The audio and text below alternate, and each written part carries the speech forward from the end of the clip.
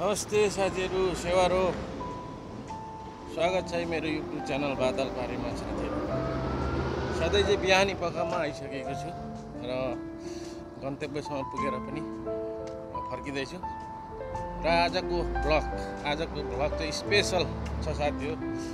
सबैजनाले हेरिदिनु होला, हेरेर मेरो च्यानललाई लाइक सेयर सब्सक्राइब पनि गरिदिनु होला साथीहरू। आजको मौसम एकदम राम्रो छ। आकाशमा चारैतिर बादलमाथि रङ्गी चङ्गीले भरिएको बादल छ। घाम लागेको जस्तै अन्त निस्केको छैन, तर पनि कति मजाको सिन आएको छ। त्यसमाथि लाइटसँगै देखिएको प्रकृतिले दिएको सौन्दर्य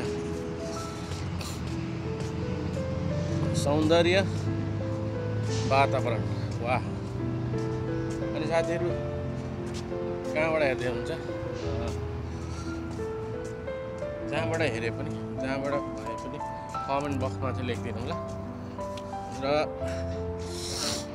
आफ्नो मनमा लागेको 2-4वटा शब्दहरू सुझाव सल्लाह पनि दिनु होला भन्न चाहन्छु। अनि बिहान यसरी रनिङमा निस्किने हो। सबैजना आफ्नो स्वास्थ्यको ख्याल गर्न नै राम्रो हो, किनकि यो मुलुकमा हामी जस्तो मान्छेले कहिले पनि एकदम अर्ग्यानिक ताजा खान पाइएन होइन। सबै कुरो बाहिरबाट आर्जन हुन्छ, किनकि यहाँ हुन त हुन्छ तर त्यो ठाउँसम्म पुग्न हामीलाई सकिन्न। सबै कुरा हामीले यहाँनिर आइसमा जमाएर राखेको कुराहरू देख्न पाइन्छ। त्यही भएर साथी हो, एक त रुमको एसीले आइस जस्तो शरीर भएको छ, अर्कोतिर खानेकुरा आइसले भरेको खानुपर्ने छ। अनि हामीलाई एकदम छिटो धेरै जस्तो मान्छेलाई प्रेसर सुगर हुने, अनि अब धेरै जस्तोलाई त्यस्तो देखाएको छ, गाह्रो छ। त्यही भएर आफ्नै स्वास्थ्य आफैले ख्याल गर्नुपर्छ है जस्तो लाग्छ। त्यही थियो टाइमसम्म सुतेर थोरै टाइमलाई अगाडि राखेर आफ्नो स्वास्थ्यलाई छुट्याएर बिहानै हिँड्नु नै उचित होला जस्तो लाग्छ। हे प्रभु, हे हरिनाथ, हे क्या हो गया रे। ल साथीहरू, अब जिन्दगी यस्तै हो परदेशमा होइन। कति कुराहरूलाई आफ्नो मनभित्र पीडाहरू दबाएर पनि बस्नु बाध्य हुन्छ। घर परिवारहरूसँग भेटघाट गर्न कति इच्छा हुँदै पनि बाध्यतावश यो मुलुकमा बसेर आफ्नो जिन्दगी बिताउनु पर्ने हुन्छ।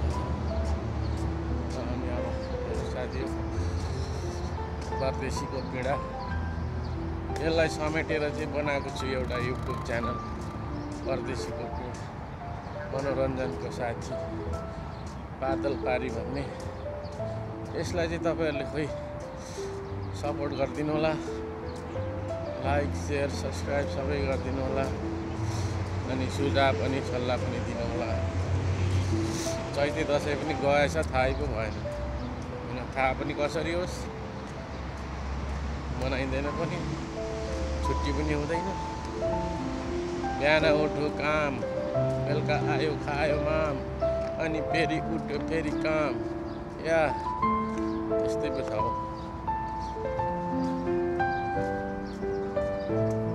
र साथीहरू, आज म खासै शब्दहरू छैन। देशको स्थिति त्यस्तै छ, तनावै छ।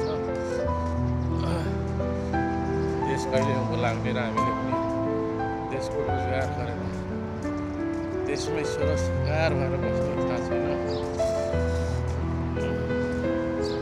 हामीले त हाम्रो जिन्दगी अब परदेशमै बिताइयो। बाँकी आउने भावी पुस्ताले आफ्नो स्वदेशमै केही गरेर खाए धेरै राम्रो होला। परदेशमा आएर आफ्नो पसिना बगाउनुभन्दा स्वदेशमै आफ्नो पसिनाले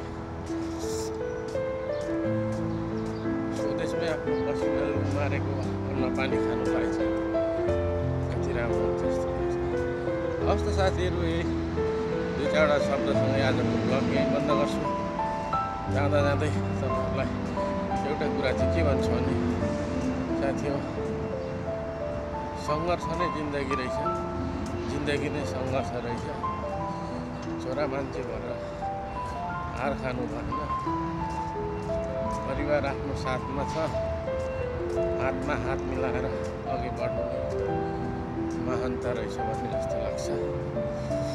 यति भन्दै मेरो च्यानललाई लाइक शेयर सब्सक्राइब गरिदिनु होला भन्दै बिदा हुन्छु साथी हो। जय देश, जय नरेश, जय नेपाल, सेवा रहोस्।